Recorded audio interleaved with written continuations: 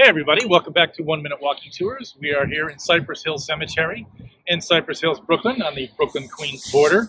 And today we're talking about the final resting place of Homer and Langley Collyers. Now, anyone who's been watching 1 Minute Walking Tours for a while knows I did a little one about where the Collyers Park is in Harlem at 128th Street. Now, that was their home, and they were world-class, phenomenal hoarders. One becomes blind, and the other one feeds him oranges to gain his eyesight, and he starts saving newspapers.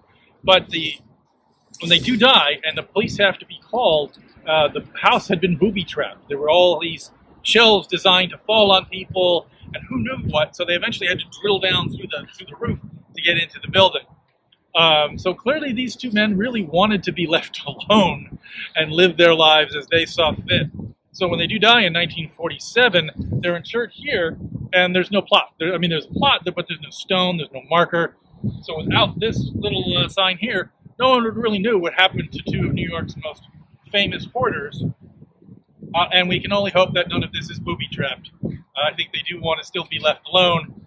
Gotcha. Anyway, we'll see you here soon on 1 Minute Walking Tours. Hope you enjoyed the video.